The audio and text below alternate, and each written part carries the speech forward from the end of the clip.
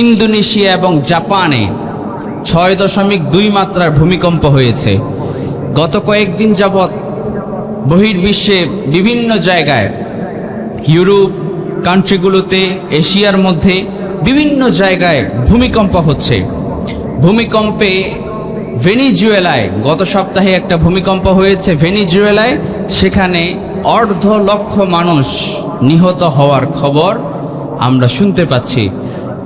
প্রায় 1,500-এর মতো অলরেডি নিহত ঘোষণা করা হয়েছে, আরও 1.5 লক্ষ মানুষ নিখোঁজ আছে।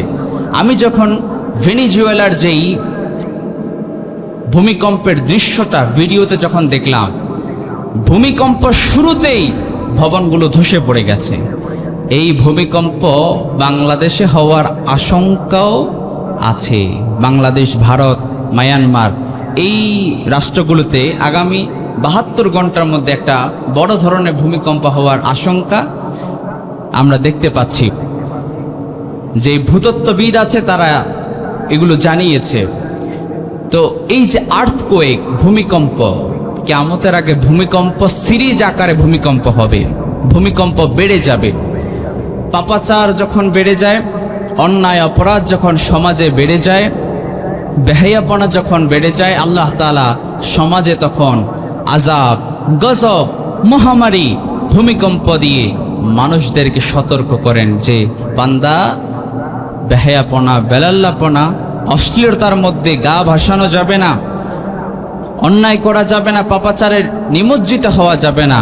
পাপাচারে নিমজ্জিত হয়ে মানুষ রবকে ভুলে যাচ্ছে।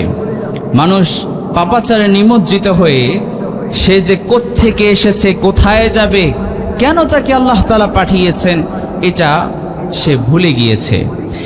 এজন্য রাব্বুল আলামিন কিয়ামতের আগে ভূমিকম্প সিরিজ ভূমিকম্প দিবেন।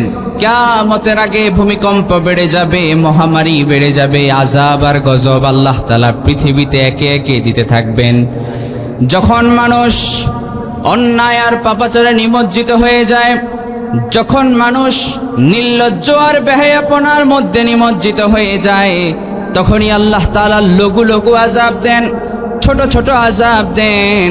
রব্বুল আলামিন কোরআনে কারীমে আমাদেরকে সুন্দর করে জানিয়ে দিয়েছেন, ওয়ালানুযীকান্নাহুম মিনাল আযাবিল আদনা দুনাল আযাবিল আকবারি লাআল্লাহুম ইয়ারজিউন। রব্বুল আলামিন বললেন, অবশ্যই অবশ্যই আমি রব তাদেরকে গুরুতর আযাব দেওয়ার পূর্বে লঘু আযাব দিব, ভয়াবহ আযাব দেওয়ার পূর্বে তাদেরকে ছোট ছোট আযাব দিব, তাদেরকে আযাব আস্বাদন করাবো, যাতে করে তারা আমার দিকে ফিরে আসে। সুবহানাল্লাহ পড়েন।